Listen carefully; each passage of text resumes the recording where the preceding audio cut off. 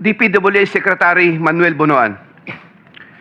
DPWH Secretary Manuel Bonoan is a long-time DPWH official who has held top positions through different administrations.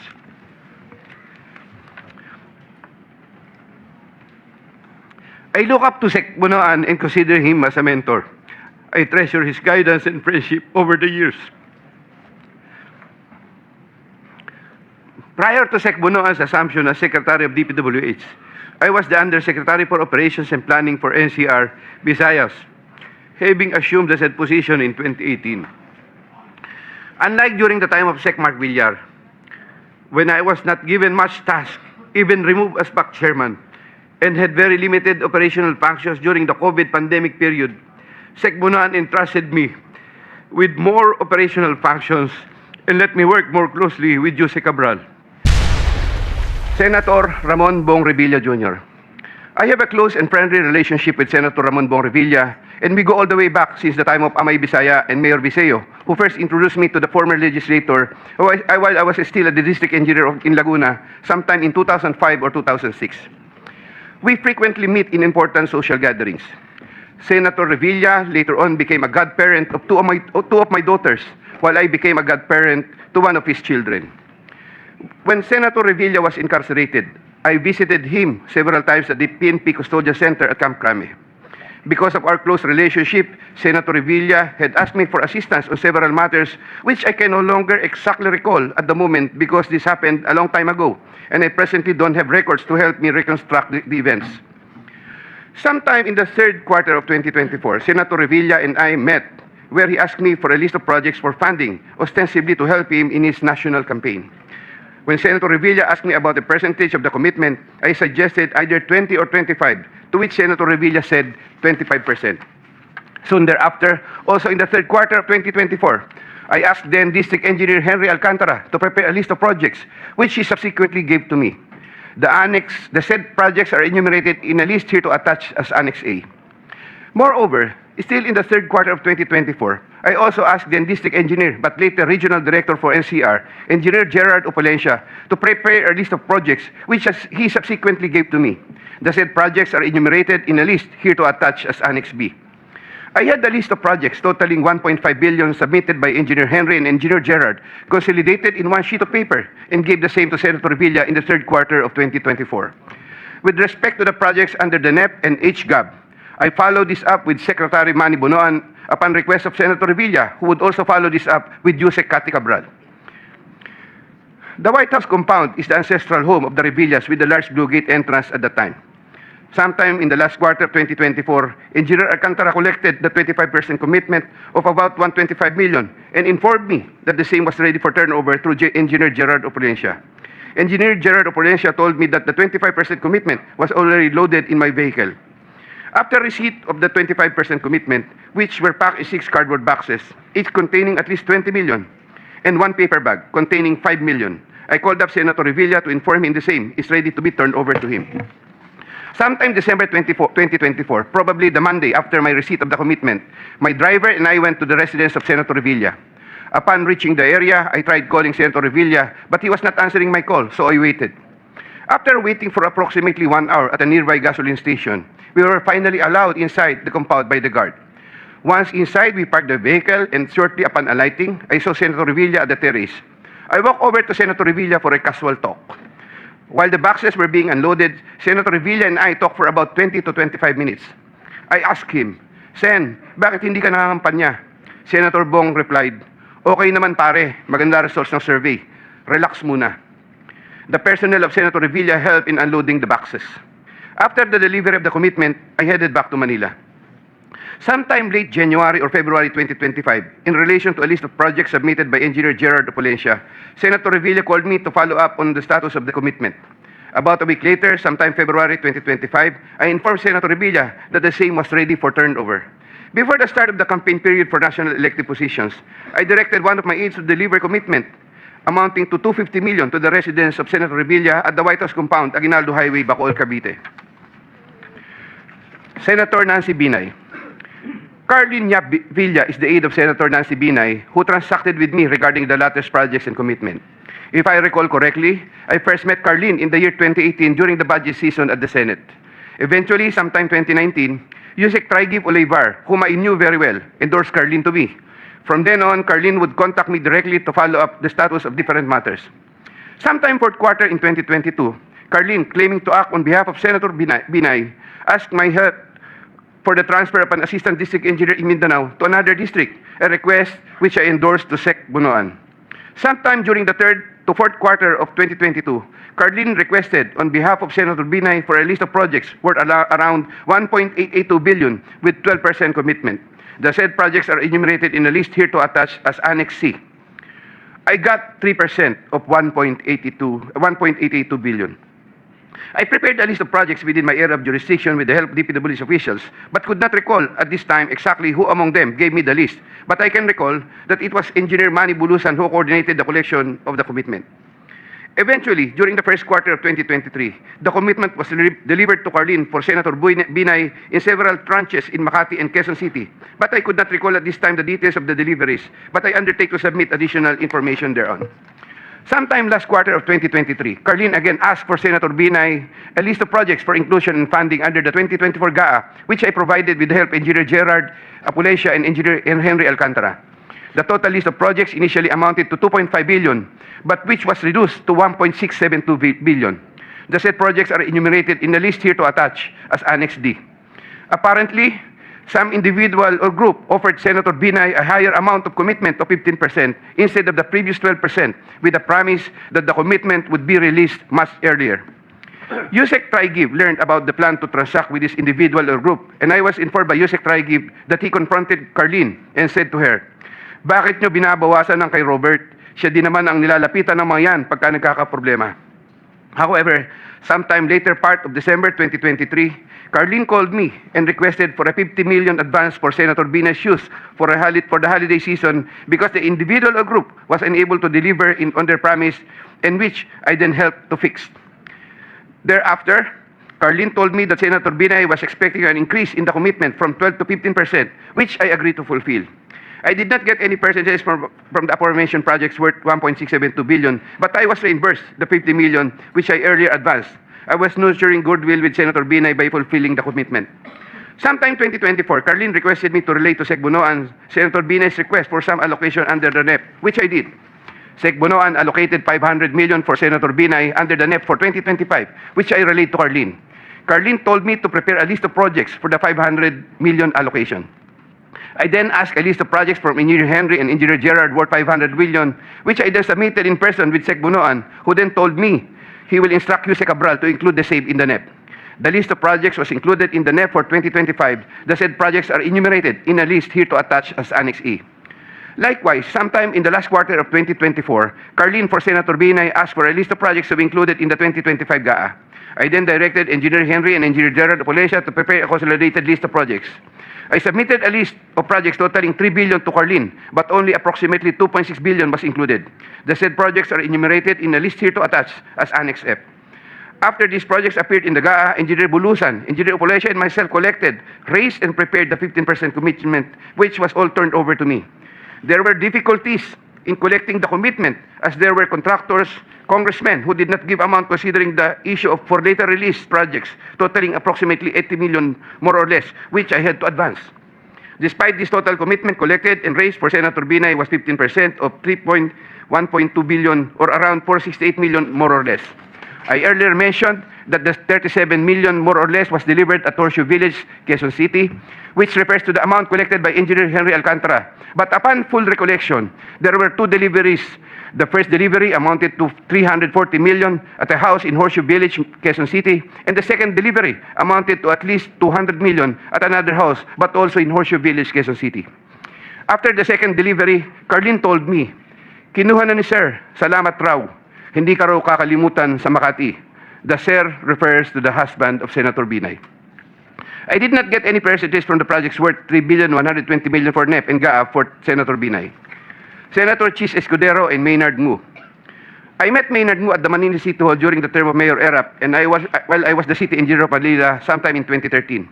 Maynard Ngu is a familiar figure in a social political circles, as he would be handling substantial donations to politicians during election season. including the distribution of mobile phones. During the 2022 national elections, Maynard Ngu approached me and asked for help in raising campaign funds. I and other DPWH officials assisted Maynard Ngu in raising campaign funds.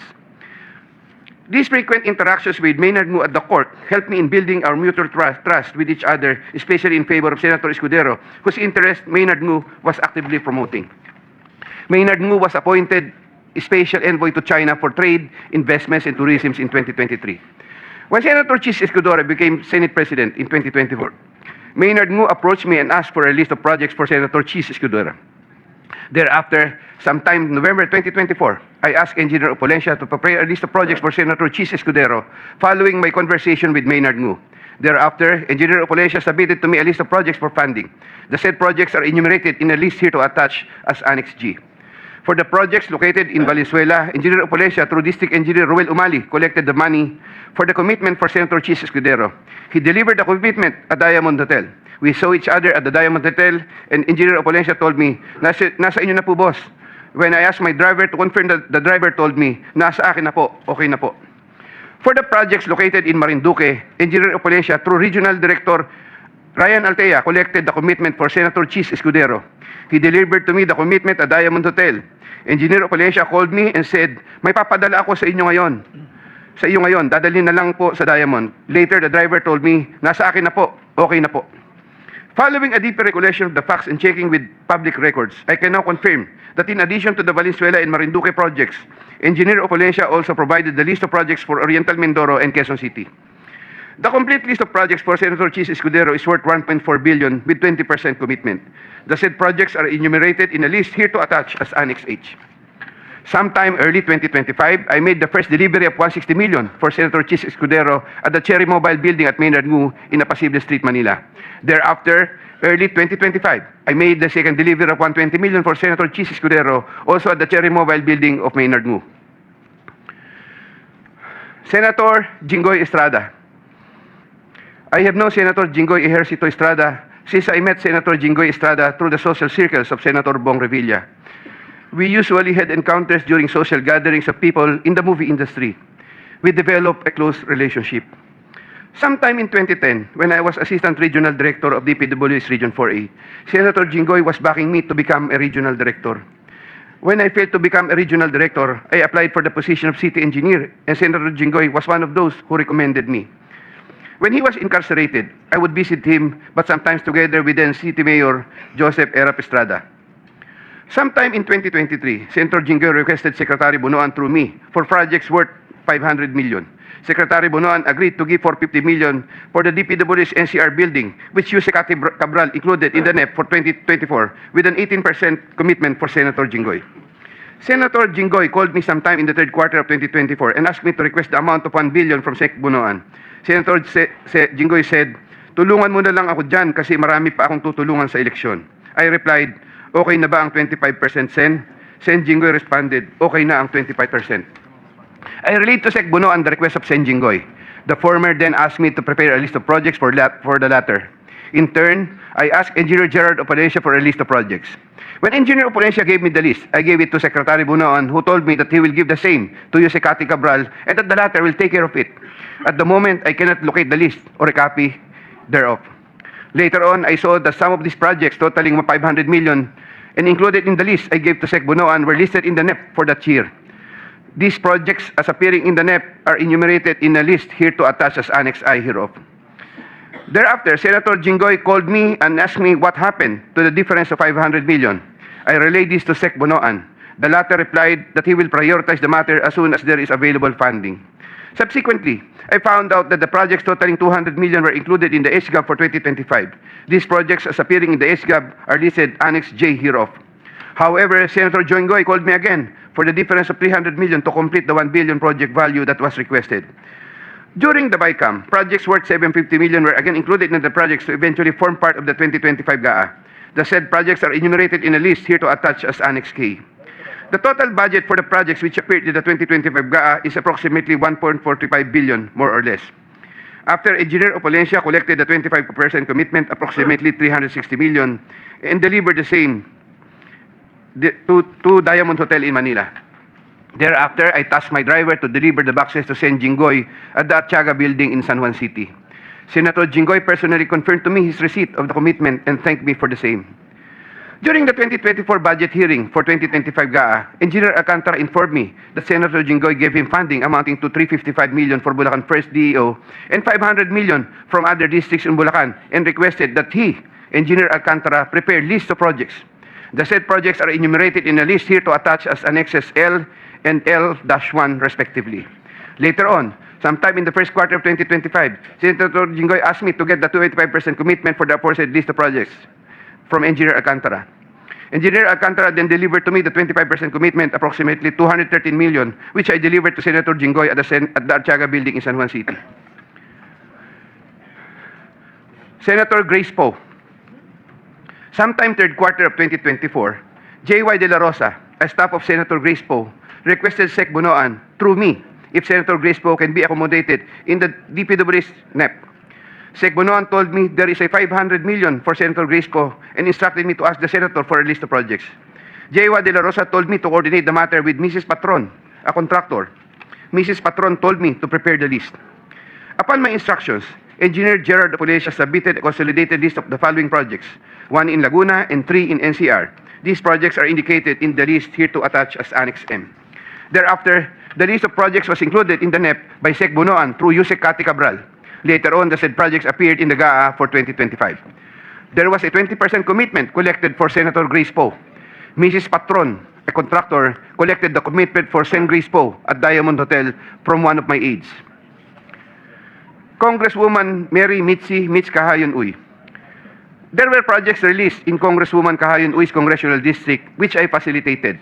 I submitted projects being proposed by her to proponents for funding, the details of which I am still verifying and confirming at the moment. Congressman Plerida Robes. There were also projects released in Congresswoman Plerida Robes' Congressional District, which I facilitated. I submitted projects being proposed by her to proponents for funding, the details of which I am still verifying and confirming at the moment. Congressman Zaldiko. In addition to my statements in my affidavit dated 25 of September 2025, I was told by Engineer Alcantara, Congressman Zaldi would from time to time deal also with Engineers Gerard Pacanan, Gerard Apolesha, and Danny Villa. There were times Engineer Gerard Pacanan and Gerard Apolesha would give me certain amounts, supposedly from Congressman Zaldico. Yusek Trig Olivar of David. In addition to my statements in my affidavit dated 25 of September 2025, I wish to add that I have known Yusek Trig as early as 2010 when he was still a staff of Senator Bong Revilla.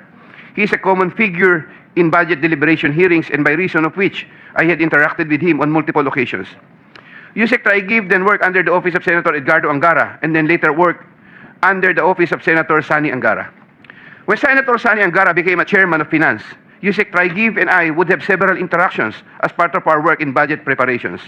When Senator Revilla was incarcerated with Senator Jinggoy Estrada, Yusek Trig and I would frequently call each other so we can help look after the welfare of concerns of Senator Revilla, whom I visited several times with Senator Jinggoy Estrada while they were in detention. Aside from the details I had earlier mentioned in my affidavit dated 25 of September 2025, Yusek Trig and I also had transactions concerning Senator Angara between 2019 and 2024, where Yusek Trig received deliveries representing 12% of the projects of Senator Sani Angara, while the latter was chairman of finance. As I previously mentioned in my affidavit dated 25 of September 2025, Yusek Olivar and I discussed on program appropriations supposedly for the Office of the Executive Secretary. Thereafter, DPWH received a special allotment release order, which included projects worth 2.85 billion. The contract IDs for the projects worth 2.85 billion covered by the said SARO can be secured from the records of DPWH Regional Office for Region 3 and the 1st District Engineering Office of Bulacan. Moreover, in the program allocation for 2025, there could have been an additional 12 billion more or less funding, which I am verifying and confirming at the moment. DPWH Secretary Mark Villar and Yusek Cabral. I was appointed Assistant Secretary of DPWH by former President Rodrigo Duterte in 2016 during the term of DPWH Secretary Mark Villar. As Assistant Secretary for Operations, I was assigned over the Visayas regions. While I was Assistant Secretary for Operations, I was introduced to Carlo Aguilar, a cousin of Sec. Mark Villar. Yusek Cabral was already the Undersecretary for Planning Service when I became Assistant Secretary. As Undersecretary for Planning Service, Yusek Cabral was working closely with Sec. Mark Villar for the allocation listing and budgeting of all the DPW's infrastructure projects. While I was Assistant Secretary, I was also later designated as Chairman of the Central Bids and Awards Committee, Central BAC. In the later part of 2017, I was promoted to Undersecretary of the DPWH during the incumbency of Senator Mark Villar and took my oath of office as Undersecretary before him. In the first quarter of 2018, I was designated as Undersecretary for Operations for NCR, 4B, and the 3 Visayas regions. Upon my request, I was replaced as Chairman Central BAC sometime in February 2020 because of political intrigues, as I was reportedly siding with then City of Manila Mayor Isko Moreno, who was vocal against then President Rodrigo Duterte. All of this time, the funding of all projects was cleared through Yusek Cabral for approval by Sec. Mark Villar. From time to time, Yusek Cabral would ask me to submit detailed list of projects with regards to lump sum fund allocations of DPWH, which list she sometimes would approve herself or forward to Sec. Mark Villar for approval. Among others, this included EDSA and other major roads project allocations, maintenance of creeks and waterways, etc. The commission for these approved projects was 10% and divided as follows: 50% to Carlo Aguilar, presumably for Sec. Mark Villar, 25% Yusek Cabral, 25% for myself. Undersecretary Maria Catalina E. Cabral. As a general rule, with very little exceptions, it is Yusek Maria Catalina Cabral, with the imprimatur of Secretary Mark Villar, and later continued by Sec. Bonoan, who had control at the DPWH level to remove, include, add, deduct, or modify insertions of items in the NEP for infrastructure or those pertaining to DPWH. Yusek Cabral would tell me that she would communicate and meet legislators to inform them of the amount of their allocations and ask them for titles of projects that they want to include in the DPWH budget. In a matrix of process flow that I have prepared, which I am attaching here to as Annex N, Yusek Cabral has total influence and authority in preparing and finalizing the NEP for infrastructure. On multiple occasions, I personally delivered and also caused to be delivered cash to Yusek Cabral at her house at Tatalon, Quezon City, and other places.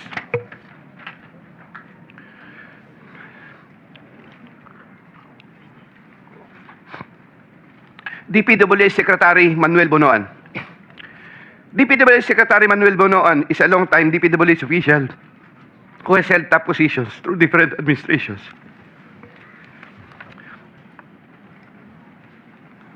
I look up to Sec.Bonoan and consider him as a mentor.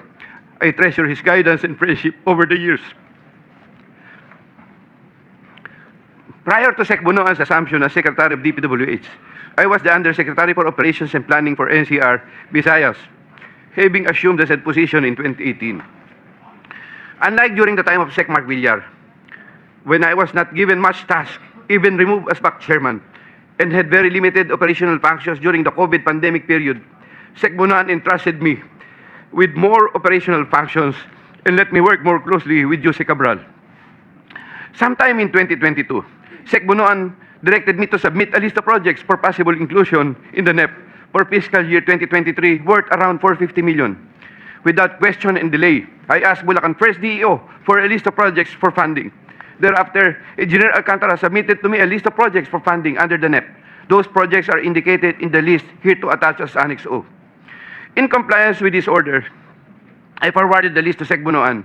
He told me that Undersecretary for Planning Maria Catalina Cati Cabral shall facilitate and ensure the inclusion of these projects in the NEP. Engineer Alcantara gave the 10% of the value of the projects. Similarly, in 2023, Sec.Bonoan directed me to submit a list of projects for possible inclusion in the NEP for fiscal year 2024 worth around 150 million. Again, without question and delay, I asked Bulacan First DEO for a list of projects for funding. Thereafter, Engineer Alcantara submitted to me a list of projects for funding under the NEP. Those projects are indicated in the list here to attach as Annex P. In compliance with this order, I forwarded the list to Sec.Bonoan. In compliance with this order, I forwarded the list to Sec.Bonoan. Sec.Bonoan said that Yusek Cabral shall again facilitate and ensure the inclusion of these projects in the NEP. Engineer Alcantara gave 15% of the value of the projects. Also in the year 2024, Sec.Bonoan also directed me to submit a list of projects for possible inclusion in the NEP for fiscal year 2025 for the amount of 900 million. I asked Bulacan First DEO for a list of projects for funding. Thereafter, Engineer Alcantara submitted to me a list of projects for funding under the NEP. Those projects are indicated in the list here to attach as Annex Q. In compliance with this order, I forwarded the list to Sec.Bonoan Sec.Bonoan said that Yusek Cabral shall again facilitate and ensure the inclusion of these projects in the NEP. Engineer Alcantara gave 20% of the value of the projects. With respect to the commitments collected by Engineer Alcantara narrated above, Secretary Bonoan and I received a percentage. In many instances during budget deliberations, I was tasked by Sec.Bonoan to talk to legislators over their funding and other concerns, and to forward these concerns to Yusek Cabral for action and resolution. Sec.Bonoan and Yusek Cabral. Every year, including years 2023, 2024, and 2025, Yusek Cabral apportions the budget ceiling for the DPW's allocable NEP among the districts according to the endorsed programs, activities, and projects. PAPs. Although she would make it appear that 100% allocable NEP had been apportioned, Yusek Cabral would reserve a substantial percentage of that allocable NEP for her and Sec.Bonoan's preferred projects. Sec. Manny Bonoan would from time to time ask me to take charge of part of his own reserve allocations. The value of the projects that I handled for Sec.Bonoan was at least 5 billion per annum for the years 2023, 2024, and 2025 with an average of 15% commitment. Of this 15% average commitment, Sec.Bonoan 75% usually would give of this 15% average commitment, Sec.Bonoan 75% usually would give me 25% of the commitment, with the rest of the commitment shared between him and Yusek Cabral. Yusek Cabral herself took charge of her own reserve allocations. Once again, I humbly reserve the right to submit another supplementary affidavit if warranted in the premises. I attest to the truth of the foregoing statements based on my personal knowledge and authentic records. Mr. Chair.